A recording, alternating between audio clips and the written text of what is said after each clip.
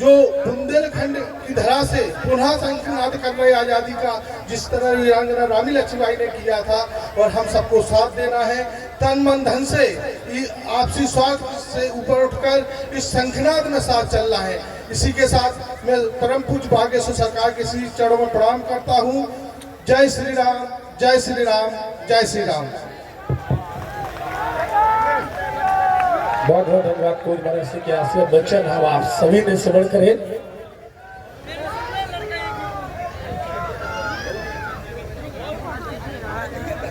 हमारे बीच में आज सनातन हिंदू एकता पद यात्रा का आज द्वितीय पड़ाव जो है आज विराम हुआ। नौगांव की पावन धरा में हम आप सभी शांति कॉलेज में विराजमान है और पूरे भारत से हर जगह से संत भगवान गुरु भगवान के साथ आ रहे हैं सनातन हिंदू एकता पद यात्रा में। आप देख रहे हैं कि वृंदावन धाम से पधारे गौरी गोपाल आश्रम से पूज्य महाराज श्री, जिनके संकल्प भी बहुत ही अद्भुत है। आपने देखे भी होंगे टीवी के माध्यम से कि पूज्य महाराज श्री गौरी गोपाल आश्रम में वृद्धा माता पिता के का आश्रम है जो सेवा करते हैं। वहां पे जिनके बेटा या बेटी अपने माता पिता को घर से निकाल देते हैं, छोड़ देते हैं, ऐसे वृद्ध माता पिता की आप सेवा करते हैं। अन्नपूर्णा भंडारा प्रतिदिन वहां पर गौरी गोपाल आश्रम में चलता है।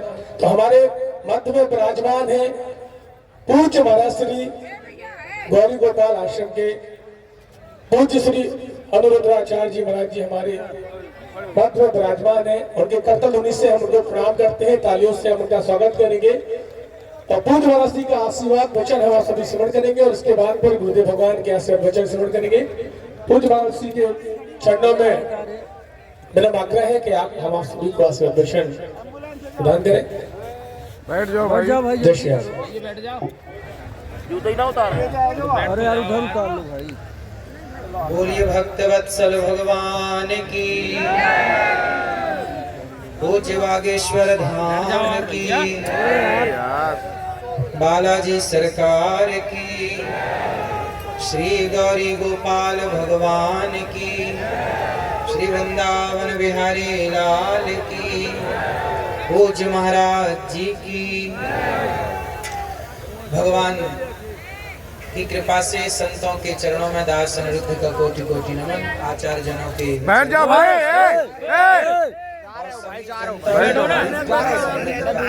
प्रणाम नमस्कार सबको। जय श्रीमन नारायण, जय श्री सभी उपस्थित कवियों को प्रणाम, आपकी वाणी को प्रणाम, सरस्वती माँ जो आपके भीतर विराजी हैं उनको प्रणाम, भगवान राम को प्रणाम। आप सभी की उपस्थिति, आज जो ये यात्रा आप देख रहे हैं, यह यात्रा इस आज़ाद हिंदुस्तान के बाद, आज़ाद भारत के बाद ये पहली इस तरह की यात्रा है। आज़ाद भारत 1947 में जब हम आज़ाद हुए, उसके बाद इस तरह की ये पहली इस तरह की यात्रा है कि सड़कों में इस तरह से भगवा झंडा हम सब देख पा रहे हैं एक साथ। इतने सनातनियों को एक साथ देख पा रहे हैं। देखिए, अभी तक हम लोगों ने सुना था कि हिंदू सो रहा है। अभी तक हम लोग सुनते आए हैं कि हिंदू सो रहा है, कब जागेगा कब जागेगा। लेकिन अब हमें लग रहा है कि हिंदू अब नहीं सो रहा है, अब हिंदू देखो जाग रहा है, जाग के सड़कों में आकर के अपने अधिकार की बात कह रहा है। अभी तक क्या हुआ कि हम लोग अपने अधिकार की बातें कह ना पाए, अपने अधिकार की लड़ाई लड़ ना पाए, हम बटे थे।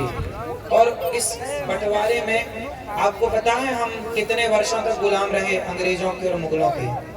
कितने वर्षों तक गुलाम रहे? 500 साल तो मुगलों की गुलामी की, 200 साल अंग्रेजों की गुलामी की, टोटल हम 700 साल तक बटे रहे और गुलाम रहे। जानते हो क्यों गुलाम रहे?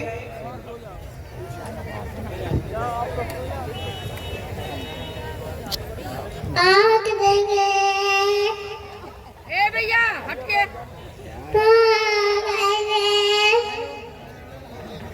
जय श्री राम, जय श्री राम।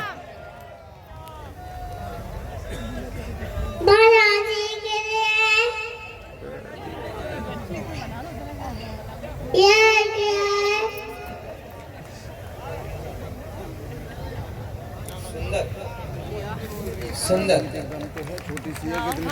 700 सालों तक हम गुलाम क्यों रहे? अंग्रेजों ने क्या नारा दिया था? फूट डालो शासन करो, फूट डालो, जोर से फूट डालो शासन करो। ये नारा किसने दिया? अंग्रेजों ने। अंग्रेजों ने दिया। हम सबके बीच में फूट डाली। क्या फूट डाली? हम लोगों को आपस में लड़ाया। जय श्री राम।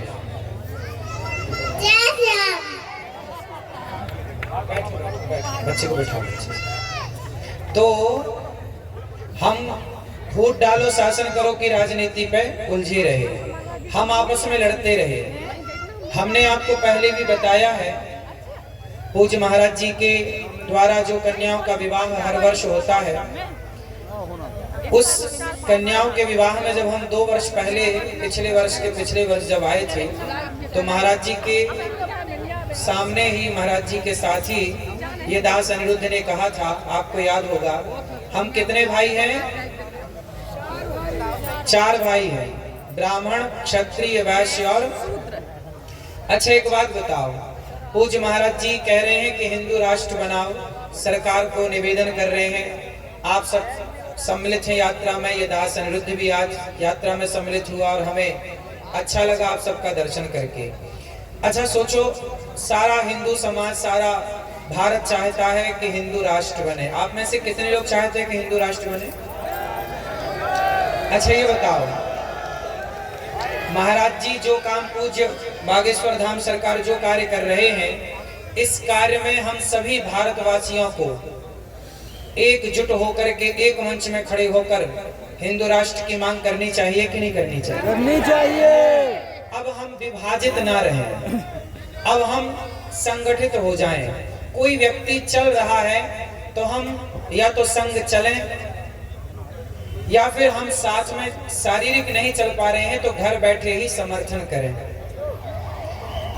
यदि आप सनातन को मजबूत करना चाहते हैं तो कुछ बातें ध्यान से सुनिए। एक तो पक्ष ये है कि देश हिंदू राष्ट्र बने। थोड़ी देर के लिए इमेजिन करो, सोचो, यदि ये भारत हिंदू राष्ट्र नहीं बना, थोड़ी देर के लिए सोचो, यदि ये भारत हिंदू राष्ट्र नहीं बना, और थोड़ी देर के लिए सोच लो कि आज दक्षिण भारत में आप जाओ तो इसी भारत में हमारे हिंदू अल्पसंख्यक हो गए कि नहीं? हाँ या ना? बहुत सारे राज्यों में हिंदू कम हो गए और अन्य लोगों की, विधर्मियों की संख्या ज्यादा हो गई। एक छोटी सी कल्पना करो, जरा सोचो कि यदि ये भारत मुस्लिम राष्ट्र बन जाए, यदि ये भारत हिंदू राष्ट्र हम चाह रहे हैं कि बने, यदि हिंदू राष्ट्र के लिए हिंदुओं ने समर्थन नहीं दिया, यदि हिंदू खड़े नहीं भये, और जरा सोचो कि यदि ये देश मुस्लिम राष्ट्र बन गया, तो मुझे एक प्रश्न का उत्तर देना, यदि ये देश मुस्लिम राष्ट्र बना, यदि इस देश में मुसलमानों की संख्या बढ़ी, तो जानते हो क्या होगा? क्या इस देश में आपकी बहन बेटियां, क्या आप इस देश में, यदि ये मुस्लिम राष्ट्र बनता है, मुसलमानों की संख्या बढ़ती है, तो क्या इस देश में आप सुरक्षित रह पाओगे? नहीं। अच्छा, क्या फिर इस देश में सिख लोग सुरक्षित रह पाएंगे? नहीं। उत्तर दो। नहीं। क्या इस देश में जैन लोग सुरक्षित रह पाएंगे? नहीं। अब जैन कहें, सिख कहें कि जी हम हिंदू राष्ट्र में हम सहयोग क्यों करें, क्योंकि आप तो हिंदू राष्ट्र की बात कर रहे हैं।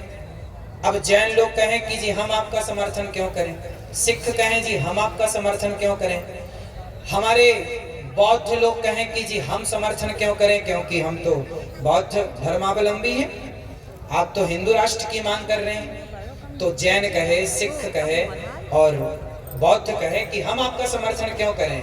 तो मैं उन लोगों के लिए एक बात बताऊं, कभी इस सवाल कोई आपसे करे तो आप उत्तर दे पाए। इसके लिए हिंदू राष्ट्र मतलब है सनातन राष्ट्र। हिंदू राष्ट्र का मतलब है सनातन राष्ट्र, और ये सभी लोग सनातनी हैं, चाहे वो सिख हो, चाहे वो जैन हो, चाहे वो बौद्ध हो। अब यहाँ एक छोटी सी बात जो मैंने कही, उसकी जरा बात समझो। यदि जैन कहते हैं कि हम आपका समर्थन क्यों करें, क्योंकि आप तो सनातन राष्ट्र बनाना चाहते हैं, हिंदू राष्ट्र बनाना चाहते हैं, तो उन जैन भाइयों से पूछना, उन सिख भाइयों से पूछना, उन बौद्ध भाइयों से पूछना कि यदि ये भारत मुसलमानों के कब्जे में आया और ये मुस्लिम राष्ट्र रहा, तो बताओ क्या ये मुसलमान फिर सिखों को रहने देंगे? क्या ये मुसलमान जैनों को रहने देंगे? क्या जैनों की और सिखों की बहन बेटियां सुरक्षित रहेंगी? क्या बौद्ध सुरक्षित रहेंगे? इसलिए सनातन सुरक्षित है तो सिख, जैन, बौद्ध, संपूर्ण विश्व सुरक्षित है। यदि सनातन सुरक्षित नहीं है ना मेरे भाइयों, तो कोई आपको बचाने वाला नहीं है। इसलिए कहता हूँ बैठ जाओ कि भैया, सनातन का समर्थन बैठ जाओ सभी यार, करना हेलो। चाहिए। हमारे जैन भाई ये भी सनातनी बैठ जाओ और बैठ हमारे जाओ। सिख भाई ये भी सनातनी हैं और हमारे अरे जगह बौद्ध तो भाई बैठ जाओ। ये भी सनातनी हैं। हम सबको सनातन का साथ देना चाहिए। सब एक है। यदि बट गए, जैसे हम बात करते हैं जातियों की, ब्राह्मण, क्षत्रिय, वैश्य, शूद्र, हम इन जातियों में तो बटे हैं, लेकिन एक बात बताओ, क्या जैन और हिंदू अलग हैं? जैनों के भगवान हैं भगवान ऋषभदेव जी। 24 तीर्थंकर में एक तीर्थंकर भगवान ऋषभदेव जी हैं, हाँ या ना? अब ये बताओ कि जैन ऋषभदेव जी को मानते हैं और हम लोग 24 अवतारों में एक अवतार हम लोग भगवान ऋषभदेव जी को मानते हैं। हमारे 24 अवतारों में भी एक अवतार कौन है? भगवान ऋषभदेव जी।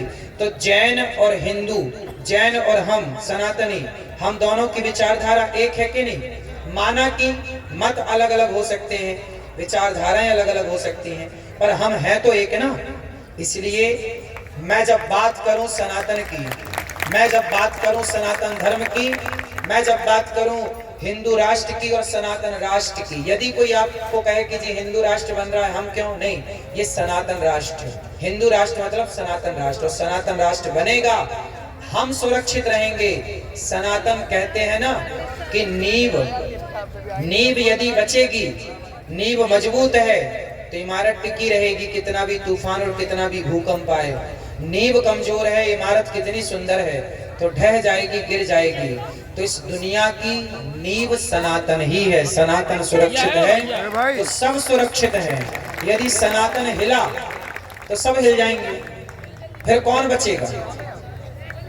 सवाल पूछिएगा आप कि क्या मुसलमान बाहुल्य यदि ये राष्ट्र हुआ तो क्या रहने देंगे वो किसी को? एक छोटा सा मैं एग्जांपल देता हूं आपको। पृथ्वीराज चौहान का नाम तो सुना होगा। पृथ्वीराज चौहान इतने बढ़िया राजा थे, इतने अच्छे योद्धा थे कि उन्होंने मोहम्मद गौरी को कई बार पराजित किया। इतिहास पढ़ा होगा आप लोगों ने। लेकिन क्या हुआ, जब पृथ्वीराज चौहान का विवाह हुआ संयोक्ता के साथ, तो संयोक्ता के पिता थे, जानते हो संयोक्ता के पिता का नाम क्या था? जयचंद। जयचंद को ना गुस्सा आई कि मेरी बेटी से इसने विवाह क्यों कर लिया। देखिए आपस का द्वेष, आपस की नफरत, यदि हम आपस में लड़ बैठेंगे तो देश को कौन संभालेगा? कोई भी बाहर वाला अपने घर से हमें निकालेगा। दीवानों जरा होश करो मेरे देश प्रेमियों, आपस में प्रेम करो देश प्रेमियों। देखो जरा, पृथ्वीराज चौहान इतने अच्छे राजा थे, मोहम्मद गौरी भारत का दुश्मन था, उसको पराजित भी किया, लेकिन जयचंद ने जाकर के मोहम्मद गौरी से हाथ मिला लिया और मोहम्मद गौरी से बोला कि एक काम करो, हमारी सेना और तुम्हारी सेना मिल करके अपन पृथ्वीराज को हराते हैं। लेकिन शर्त रखा जयचंद ने कि एक काम करना कि आप दिल्ली के, आप सारा खजाना तो आप ले जाना, सोना पृथ्वीराज का तुम लूट लेना, लेकिन दिल्ली की जो गद्दी है वो मुझे दे देना। तो मोहम्मद गौरी बोला ठीक है, क्या दिक्कत है। अब मोहम्मद गौरी की सेना हो गई ज्यादा, उसका बल हो गया ज्यादा, क्योंकि जयचंद ने साथ दे दिया। अब जब साथ दिया, समर्थन दिया, तो पृथ्वीराज को उन्होंने, जब वो शयन कर रहे थे, अधर्म से पकड़ लिया और ले गए और आंखें फोड़ दी, आप सब जानते हो। फिर क्या हुआ, जयचंद ने बोला मोहम्मद गौरी से चलो अब दिल्ली की सत्ता दो, सोना तुम ले जाओ, सत्ता हमें दे जाओ। तब जयचंद को मोहम्मद गौरी ने चौराहे पर खड़ा करके मारा। उस जयचंद को कहा मोहम्मद गौरी ने कि मूर्ख, जब तू अपने देश के लोगों का सगा ना हो सका, जब तू अपने सगे दामाद का सगा ना हो सका, तो तू मोहम्मद गौरी का सगा होगा? जयचंद को मार दिया, तू गद्दार है। एक बात बताऊं, इस सनातन यात्रा में ना, जो ये यात्रा निकल रही है, हम सबको इस यात्रा से जुड़ना चाहिए और इस अच्छी यात्रा का समर्थन करना चाहिए। वरना जयचंद जैसे लोग समाज में जो मोहम्मद गौरी का साथ देते हैं, तो मोहम्मद गौरी साथ लेके जीत तो जाएगा, लेकिन तुम्हें छोड़ेगा नहीं। इसलिए सनातनियों, सनातन का साथ देना, धोखे से भी किसी और का साथ मत देना, क्योंकि तुम्हारी याड़ में वो हमें तो पराजित कर देंगे, लेकिन तुम्हें भी नहीं छोड़ेंगे। ये बात हर उस जैन भाई के लिए है, हर उस सिख भाई के लिए है, हर उस बौद्ध के लिए है, जो सोचते हैं कि आप तो सनातन यात्रा निकाल रहे हैं, हमारा क्या लाभ है। तो मैं चाहूंगा कि भारत का प्रत्येक सिख हो, जैन हो या बौद्ध हो, प्रत्येक व्यक्ति को आकर इस सनातन यात्रा का साथ देना चाहिए और अपनी रक्षा करनी चाहिए। ये हिंदुओं की यात्रा ही है ऐसा नहीं, सबकी यात्रा है। क्यों जी, बात सही है? अब ये बताओ, हम जातियों में बट गए, ब्राह्मण बट गया, क्षत्रिय बट गए, वैश्य बट गए, शूद्र बट गए। हमने कई बार कथा में कहा, वेद मंत्र इसका प्रमाण है। बताओ, ब्राह्मण, क्षत्रिय, वैश्य, शूद्र, इन चारों के पिता कौन है? चारों का बाप कौन है? बोलो। ये सब बातें आप याद कर लो, कोई भी पूछे तुरंत फट से जवाब दे दो। ब्राह्मणोस्य मुखमासीत् बाहो राजन्यः कृतः ऊरु तदस जद वैश्यः पद्भ्यां शूद्रो अजायत। ये वेद वाक्य है। वेद वाक्य, वेद कहते हैं कि ब्राह्मण भगवान के मुख से प्रकट हुआ, क्षत्रिय भगवान की भुजा से प्रकट हुआ, वैश्य भगवान की जंघाओं से प्रकट हुआ, शूद्र भगवान के चरणों से प्रकट हुआ। तो बताओ, चारों का बाप एक है कि नहीं? एक भगवान से तो चारों पैदा भरे। जब तुम्हारा बाप एक है तो तुम झगड़ा किस बात का कर रहे हो? तो चारों का बाप एक है तो झगड़ा किसका है? क्यों जी? इसलिए हमारे पिता एक हैं, भगवान नारायण सबके पिता। तो तुम चार भाई हो, हमें कैसे रहना है यहाँ पर? भाई की तरह। ब्राह्मण हमारा भाई है, क्षत्रिय हमारा भाई, वैश्य शूद्र हमारा भाई है। हमने कभी माता, भगवान राम ने माता शबरी को गले लगाया कि नहीं? जूठे बेर खाए कि नहीं? निषाद को गले लगाया कि नहीं? जब हमारे भगवान शबरी और निषाद को गले लगाने में संकोच नहीं करते, तो हम अपने दलित वंचित भाइयों को, कोलभीर भाइयों को गले लगाने से क्यों शर्माएं? हम सबको गले लगाएंगे। तो सबको गले ही तो लगाना है। ऊंच नीच हमारे देश में देखो, पहले भी ना जातियां बनी थी, जातियां व्यवस्था के लिए बनाई गई थी। जैसे ये मध्य प्रदेश है और बगल में उत्तर प्रदेश है, फिर झारखंड है, फिर बिहार है। अच्छा ये बताओ, मध्य प्रदेश की पुलिस क्या उत्तर प्रदेश में काम कर सकती है? क्या उत्तर प्रदेश की पुलिस मध्य प्रदेश में काम कर सकती है? उत्तर दो। नहीं काम कर सकती। क्यों? अच्छा ये बताओ, भारत एक है कि दो है? एक है। बोलो। एक है। भारत एक है, लेकिन एक भारत में ही राज्य बहुत सारे हैं। क्या बहुत सारे हैं? राज्य। ये उत्तर प्रदेश है, ये मध्य प्रदेश है, ये झारखंड है, ये गुजरात है, ये राजस्थान, फला फला। राज्य क्यों बने? राज्य व्यवस्था के लिए कि आप इस राज्य के हैं तो आपको ये व्यवस्था मिलेगी, यहाँ की सरकार संभालेगी। ये इतना बड़ा देश है ना, तो व्यवस्था बनानी पड़ेगी। जैसे मंच की व्यवस्था ये लोग बना रहे हैं, वहाँ की व्यवस्था कोई और बना रहा है, यात्रा में साउंड की व्यवस्था कोई कर रहा है, लाइट की व्यवस्था कोई कर रहा है, आपके भोजन की व्यवस्था कोई कर रहा है। सारा काम महाराज जी तो नहीं कर पाएंगे। महाराज जी ने व्यवस्था सौंप दी, भाई ये काम आपको करना है, ये काम आपको करना है, ये काम आपको करना है। हाँ या ना? आप भी जब बेटी का ब्याह करते हो तो काम सौंपते हो ना। उसी तरह हमारा इतना बड़ा देश था, हमारा इतना बड़ा सनातन धर्म था, तो हमारे ऋषि मुनियों ने व्यवस्था बनाई 4 भागों में। ब्राह्मण किसी का नाम नहीं है, ब्राह्मण कोई जाति नहीं है, ब्राह्मण एक व्यवस्था है। ब्राह्मण की व्यवस्था क्या थी? वेद पढ़ना, वेद पढ़ाना, यज्ञ करना, यज्ञ कराना, दान लेना, दान देना। पहले के जमाने में बताओ, राम जी पढ़ने कहाँ गए? वशिष्ठ जी के यहाँ। कृष्ण पढ़ने कहाँ गए? सांदीपनि जी के यहाँ गुरुकुल में। पहले ब्राह्मण ही पढ़ाता था और पढ़ाने का कोई शुल्क नहीं होता था। जब से विद्या पैसे से पढ़ाई जाने लगी, जब से शिक्षा बिकाऊ हुई, तब से यहाँ नौकर पैदा होने लगे देश में। वरना पहले चंद्रगुप्त सम्राट पैदा करते थे, चाणक्य। चाणक्य ने पढ़ाया चंद्रगुप्त को, क्या बनाया बोलो? चंद्रगुप्त को नौकर बनाया कि सम्राट? हाँ, जब पहले चाणक्य ने क्या चंद्रगुप्त को पढ़ाने की कोई फीस ली? बोलो, नहीं ली ना, कोई फीस नहीं ली। तो चंद्रगुप्त को पढ़ाकर चाणक्य ने सम्राट बनाया। पहले वशिष्ठ जी ने पढ़ाए राम को, तो सम्राट बना के बिठा दिया। कृष्ण जी को पढ़ाए पंडित जी ब्राह्मण सांदीपनि ने, सम्राट बना के बिठा दिया। पहले की शिक्षा बिकाऊ नहीं थी। पहले ब्राह्मण पढ़ता था और शिष्य को निस्वार्थ भाव से पढ़ाता था।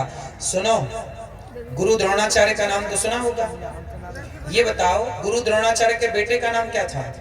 अश्वत्थामा। खुद का बेटा था ना, लेकिन अर्जुन, अब बताना समझना, अर्जुन ज्यादा बड़े धनुर्धर थे कि अश्वत्थामा बड़ा धनुर्धर था?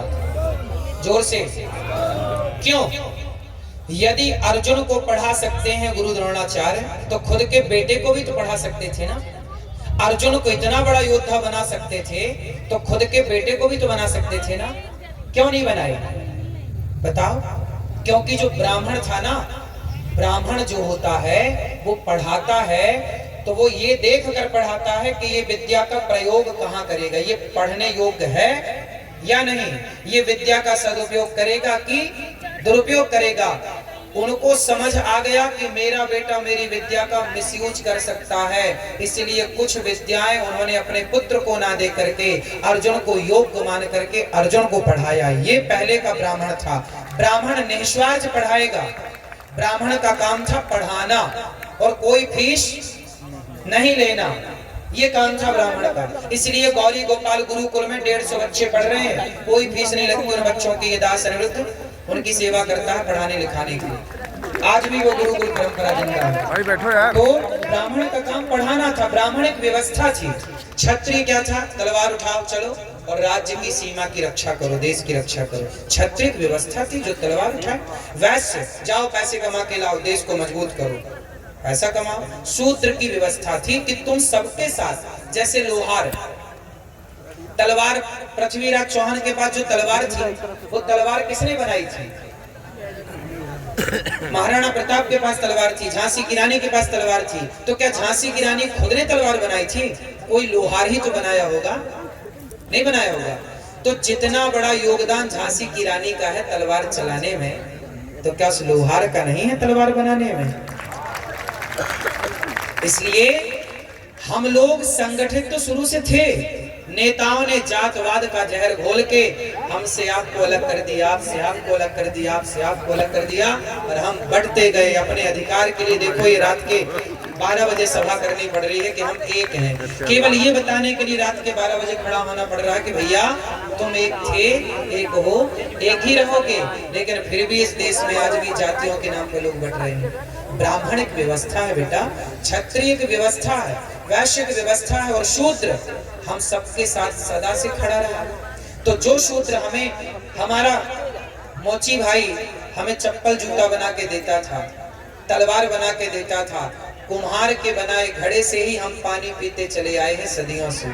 अब बताओ, जब बच्चा पैदा होता था ना, सुनो, तुम्हारे बाप दादे जब पैदा हुए थे ना, तो गांव में ताई हुआ करती थी। वो ताई जो अनपढ़ थी लेकिन आज के डॉक्टरों से बढ़िया थी, नहीं थी।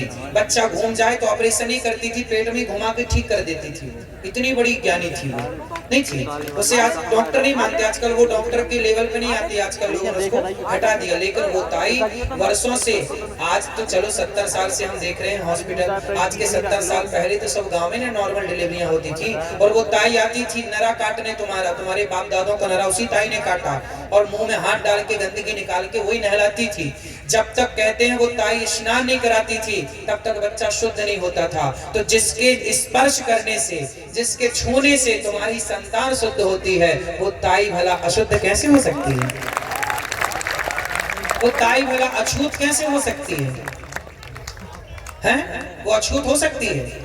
इसलिए ये जो छुआछूत की भावना है, ये छुआछूत की भावना हम मिटाएं। और देखो, हम बात नहीं कर रहे हैं कि नहीं जी छुआछूत नहीं होनी चाहिए। मैं केवल यहाँ भाषण देने नहीं आया। गौरी गोपाल आश्रम आना, पूज्य महाराज जी के चरण पड़े हैं। गौरी गोपाल आश्रम में माताएं रहती हैं 290। वो ब्राह्मण माँ भी है वहाँ, क्षत्रिय माँ भी वहाँ, वैश्य माँ भी वहाँ, शूद्र माँ। मैंने आज तक किसी माता से जात नहीं पूछी, सभी माँओं के पांव दबाता हूँ एक साथ। तो मैं केवल छुआछूत मिटाओ केवल कह नहीं रहा हूँ। गौरी गोपाल में वर्षों से चल रहा है, मैं छुआछूत नहीं मानता। देखो ना, गौरी गोपाल में सब माँ के पांव दबाता हूँ। गौरी गोपाल में एक रसोई चलती है, पूज्य महाराज जी भी देखो रसोई चला रहे हैं। यहाँ इतने लोग भोजन कर रहे हैं, अब इतने लोगों को यहाँ भोजन मिल रहा है। क्या महाराज जी ने किसी से जात पूछी कि भैया तुम्हारी जात क्या है? नहीं, ऐसी गौरी गोपाल में रसोई चलती है अखंड। कोई जात पात नहीं, सब आओ खाओ। जब जात पात की दीवारें हमने गिरा दी तो आप बताओ, आप कब गिराओगे? कब मिलजुल करके रहोगे? महाराज जी ने तो गिरा दी ये दीवारें। जातियों को व्यवस्था के रूप में स्वीकार करना है, छुआछूत के रूप में स्वीकार नहीं करना। ये एक व्यवस्था थी। आप कितने लोग बात से सहमत हैं कि ये व्यवस्था थी? ये ऊंच नीच छुआछूत मैंने तो कभी अपने पूरे जीवन में, मैंने सबके साथ मैं बैठता हूँ, मैं आपके साथ बैठता हूँ, आपके साथ बैठता हूँ, मैं कभी जात पूछ के नहीं बैठता कि भैया तेरी जात क्या है। सबको गले लगाने में बुराई क्या है? राह में आए जो दीन दुखी सबको गले से लगाते और प्रेम की गंगा। तो भैया ये बताओ, आज से 23 घंटे आप काम करो परिवार के लिए, पैसे कमाओ बिंदास, खूब पैसा कमाना चाहिए। पैसा कमाओगे ना तो ताकत होगी। पैसा है ना तो आपसे लोग राम राम करते हैं, पैसा नहीं है तो लोग राम राम भी। इसलिए आपके पास पैसा होना चाहिए मेरे दोस्तों, खूब पैसा कमाना। लेकिन एक छोटी सी बात याद रखना, 23 घंटे काम करना, पत्नी को समय देना, पति को समय देना, बच्चों को समय देना, माँ को, पिता को, समाज को, दोस्तों को समय देना। 23 घंटे खूब व्यापार को समय दो, बिजनेस को समय दो, काम को समय दो।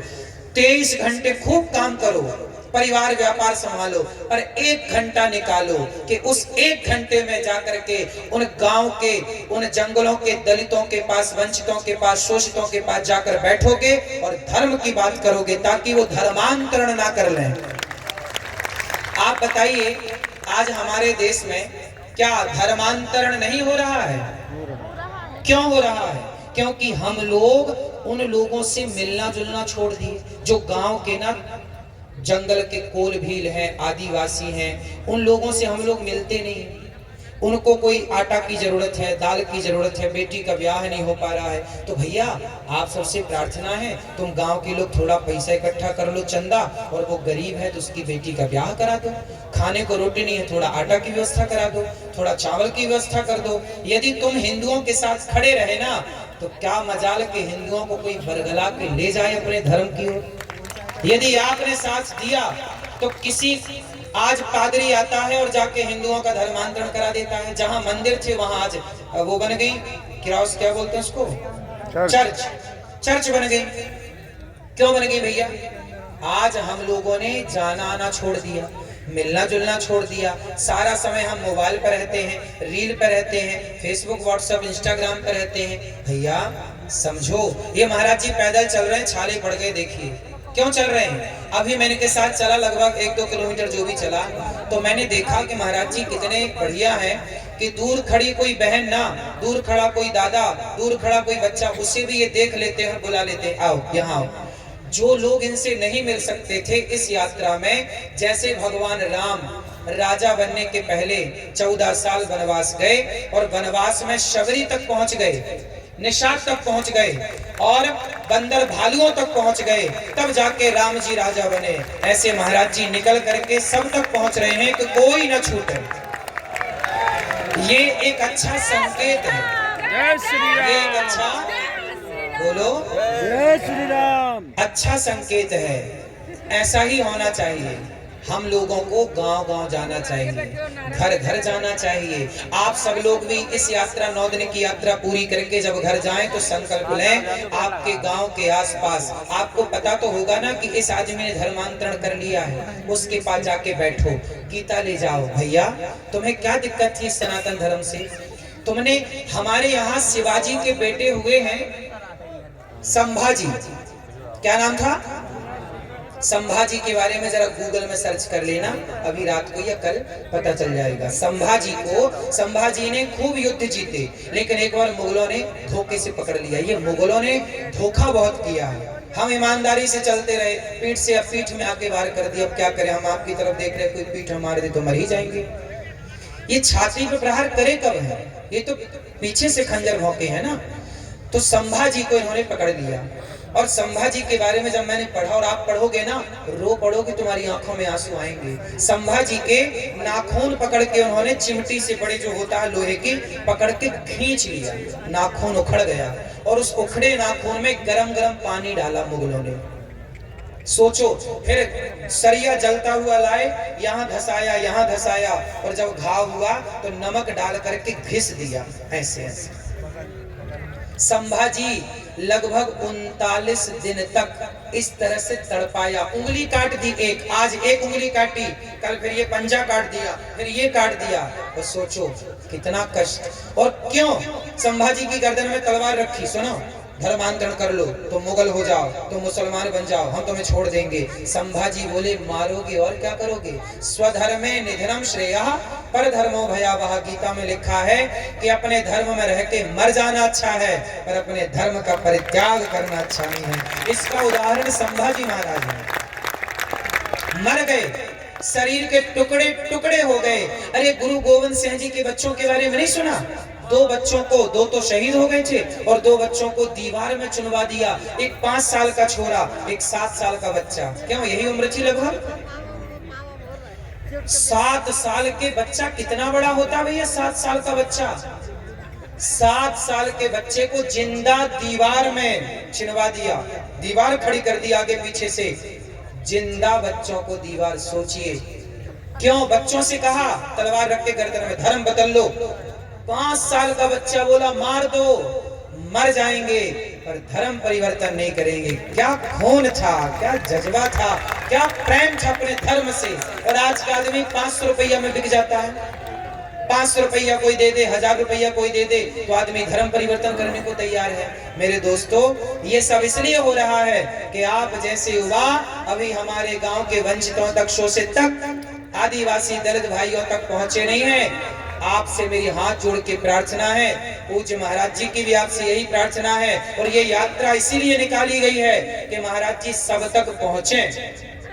मुझे बहुत अच्छा लगा जब मैंने सुना कि महाराज जी ने यात्रा निकाली, मैं लालायित हो गया, और इनके प्यार ने मुझे खींच लिया, आप सबके प्यार ने खींच लिया, और आज आप सबके बीच में सेवा करने के लिए दास हाजिर हूं। तो मुझे कितने लोग, मैं जब भी कथा करने जाता हूं, मैं बिहार गया हूं कथा करने, जहां भी मैं कथा करने जाता हूं, अभी मैं यहाँ ददरुआ धाम और ग्वालियर में कथा थी, मैं जहां कथा करने जाता हूं, मैं गरीब दीन दुखियों के घर जरूर जाता हूं, और उनसे पूछता हूं कि तुम्हें कोई पैसे दे के धर्मांतरण तो नहीं कराने आता? यदि मैं जा के पूछ सकता हूं, महाराज जी जा के पूछ सकते हैं, तो आपकी भी तो जिम्मेदारी है कि आप भी जा के पूछें। कोई दिक्कत है तो आप उनका सहयोग करें। अपने दोस्त, जैसे शराब पीने के लिए तुम लोग सहयोग कर लेते हो ना, यार जरा 100 तो मिलाओ, 100 तो मिला, पौआ ले आते हैं, पी लेते हैं। यदि शराब के लिए तुम सहयोग कर सकते हो, तो किसी हिंदू ने जो धर्मांतरण कर लिया है, यदि तुम्हारे 1000-2000 की मदद कर देने से वो घर वापसी कर रहा है, तो भैया मदद करना सही है कि गलत है? तो कितने लोग आज से ये मुहिम भी चलाएंगे? 1 घंटा राष्ट्र को देंगे, 1 घंटा धर्म को देंगे। किसको देंगे? 23 घंटा परिवार व्यापार के लिए काम करेंगे, और 1 घंटा बैठेंगे दीन दुखी शोषित वंचित दलितों के पास जाके। क्यों भैया, कोई कमी तो नहीं है, कोई दिक्कत तो नहीं है? महाराज जी ने 200-300 बेटियों का विवाह करते हैं। क्यों करते हैं? भीख मांग मांग के भैया थोड़ा सहयोग करो, थोड़ा सेवा करो, लोग देते हैं और ये महाराज जी करते हैं। पिछली वर्ष विवाह हुआ कन्याओं का, महाराज जी ने सबको गाड़ियां दी, महाराज जी ने सबको कितना सामान दिया। एक बाप अपनी बेटी को जितना नहीं दे सकता, वो जो महाराज जी ने इतना कुछ दिया उन बेटियों को। क्यों? ये चाहते हैं कि हमारे देश में हिंदू धर्मांतरण की आग में ना झुलसे। तो ये जितनी मदद कर सकते हैं कर रहे हैं। कुछ मदद ये कर रहे हैं, कुछ मदद हम करें, कुछ मदद आप सब करो, है ना। गौरी गोपाल आश्रम में कितने लोग कथा सुन सुन के, कितने लोगों ने धर्म छोड़कर वापस आ गए केवल सुन सुन करके। कितने लोगों को हम जा जा के समझाते हैं, कितने लोगों को बैठ करके प्यार से समझाते हैं। आपने प्रश्नोत्तरी में भी सुना होगा, कितने लोग आए बोले हमने पहले बदल लिया था, बाद में कथा सुनी तो वापस आए। तो ये सब चल रहा है। हम लोग अपने स्तर से जो बन रहा है कर रहे हैं, आप लोग भी करिए। हम सब जब खड़े होंगे, कहते हैं ना ये 5 उंगलियां ऐसे करो सब लोग, ऐसे सारी उंगलियां अलग है ना, ये उंगलियां अलग हैं तो कमजोर हैं, कमजोर हैं। एक उंगली पकड़ के कोई भी तोड़ सकता है, लेकिन जब ये 5 उंगलियां इस तरफ बनती हैं और किसी को पड़ जाए ठूसा तो दांत बाहर आ जाते हैं, हाँ या ना। तो जहां सुमति तहां संपत्ति नाना, जहां कुमति तहां विपत्ति निदाना। एक झाड़ू बहुत सारे तिनकों से जुड़कर बनती है। यदि वो झाड़ू तिनकों से जुड़ती है तो सारे कचरे को साफ करती है, और यदि वो झाड़ू स्वयं बिखर जाए तो खुद कचरा बन जाती है कि नहीं, हाँ या ना। मेरे सनातनियों, संगठित रहोगे तो कचरा साफ करते रहोगे, और यदि बिखर गए तो स्वयं कचरा बन जाओगे। इसलिए सबसे बड़ी बात है कि आपको संगठित होना है। तो अब से कितने लोग संगठित रहेंगे? जातियों के नाम पर हमें बंटना नहीं है। बढ़िया बात कही किसी ने कि बटोगे तो कटोगे, बटोगे तो। बात सही है कि गलत है? सही है ना। तो फिर फॉलो करो, बटो मत, सबको गले लगाओगे, सब तक पहुंचोगे। कौन कौन पहुंचेगा? अपने गांव के आसपास के जंगल के कोल भील आदिवासियों तक पहुंचना है और उनका सपोर्ट करना है, हाँ या ना। और पूज्य महाराज जी का साथ हम सबको मिलजुल करके देना है। पूज्य महाराज जी की यात्रा में, ऐसी यात्रा पहली बार आजाद भारत में देखने को मिली है, और मैं चाहूंगा कि ऐसी यात्राएं अब सदा देखने को मिलती रहें। जब तक पूर्ण रूप से सनातन राष्ट्र की स्थापना ना हो जाए, सनातन राष्ट्र बनेगा तो गौ हत्या नहीं होगी, गौ माता बचेगी। आज एक और 2013 में एक कानून बना, सुनो, एक आखिरी बात कह के, आपको रात हो रही है, सुबह उठना भी है, आखिरी बात कह के बात को पूरी करें। 2013 में एक कानून बना हमारे देश में, इसी देश में। जानते हो क्या कानून बना? कि कोई भी मुसलमान खड़े होके कह दे कि ये जमीन हमारी है तो वो जमीन उसकी हो जाती है। आप कोर्ट केस नहीं कर सकते, अपील नहीं कर सकते। एक ऐसा कानून, अभी आपने सुना होगा, अंबानी के घर को कह दिया मुसलमानों ने कि वक्फ बोर्ड का घर है, मतलब वक्फ बोर्ड की जमीन पे बना है। क्यों जी, बात सही है? ये सुना कि नहीं आप लोगों ने? अब सोचो कि वक्फ बोर्ड ने ये कह दिया, मुसलमानों ने ये कह दिया कि अंबानी का घर वक्फ बोर्ड की जमीन में बना है। अब सोचिए, अंबानी जैसों को ये नहीं छोड़ रहे हैं तो कल आपके घर में खड़े होके कह दें कि ये घर, ये जमीन वक्फ बोर्ड की है, तो कानून सरकार ने ऐसा बना दिया कि वो कह देंगे तो आपको खाली करना पड़ेगा। ये 2014-13 का कानून है, इसको आप पढ़िएगा, सर्च करिएगा, समझिएगा कि अब हमारे देश के नेता पुराने 2013 में ऐसा कानून बनाए। उसमें बताया जाता है कि केवल 14 मुसलमान थे और बाकी सबने, हिंदू नेताओं ने समर्थन करके कानून पास कर दिया मुसलमानों के पक्ष में, कि वो किसी भी जमीन पे खड़े होकर कह दें कि हमारी है तो हिंदुओं को खाली करना पड़ेगी, और वो कोर्ट में अपील भी नहीं कर सकते। ऐसा, अब बताइए ये सही है कि गलत है? अब आपकी जमीन पे खड़े होकर कह दें कि ये हमारी है तो खाली करना पड़ेगा, और कौन खाली करवाएगा? सरकार खाली करवाएगी, क्योंकि कानून बना दिया। अब सोचिए, इस देश में हमारी ही जमीनों पर वो कब्जाएं करने को तैयार है। फिर जाओगे कहा? मैंने कई बार एक बात दोहराई कि देखो, बांग्लादेश से खदेड़े गए तो भारत आए, पाकिस्तान से खदेड़े गए तो भारत आए, जम्मू कश्मीर से खदेड़े गए तो भारत के कोने कोने में गए। सोचो कि जिस दिन भारत से खदेड़े जाओगे कहां जाओगे? इसलिए सनातनियों को जगाने के लिए महाराज जी खड़े हैं। आपसे प्रार्थना है, जागो। और महाराज जी साक्षात मुझे लगता है कि भगवान ही सनातनियों के लिए इस धरती पर इस रूप में अवतार लेकर के किसी न किसी रूप से आए हैं और ये सनातन की इस तरह की सेवा कर रहे हैं। ये हमारे सनातन संस्कृति के लिए बब्बर शेर हैं और इनका साथ सदा हमें देना चाहिए, कंधे से कंधा मिलाकर खड़ा होना चाहिए। और मैं तो भारत के सबको निवेदन करूं कि महाराज जी जो काम कर रहे हैं बढ़िया कर रहे हैं। और सुनो, हम लोग बच्चे हैं, यदि हम लोग कोई गलती भी करें ना तो हमारे बड़े संत हैं, साधु हैं, वो आके हमें 2 थप्पड़ भी जमाए, कान पकड़ के भी कहें कि भाई आप ये गलत कर रहे हो, ये वो मार्गदर्शन करें। हम तो कहते हैं कि हम गलत हैं तो हमें आप समझाओ कि भाई ये आपने गलत कहा, हम उसे सुधार करेंगे। लेकिन यदि अच्छा काम कोई कर रहा है तो सबको साथ जरूर देना चाहिए। क्यों जी? यदि हम कोई गलत कदम रखें तो हमें समझा दो कि भैया आप ये गलत है, हम सुधार कर लेंगे। बच्चा गलती करता है तो मां थप्पड़ जमाती कि नहीं? बोलो। तो मैं भारत के तमाम साधु संतों से, तमाम बुद्धिजीवियों से, तमाम लोगों से प्रार्थना करूंगा कि इस यात्रा में आकर के अपना समर्थन दें और सनातन धर्म के लिए कंधे से कंधा मिलाकर चलने की जरूरत है, आगे बढ़ने की जरूरत है। तब एक अच्छे राष्ट्र का निर्माण होगा, तब एक अच्छे भारत का निर्माण होगा। बोलिए भारत माता की, भारत माता की, बागेश्वर धाम की, बागेश्वर धाम की, गौरी गोपाल भगवान की, गौरी गोपाल भगवान की। सबको राधे राधे। राधे राधे।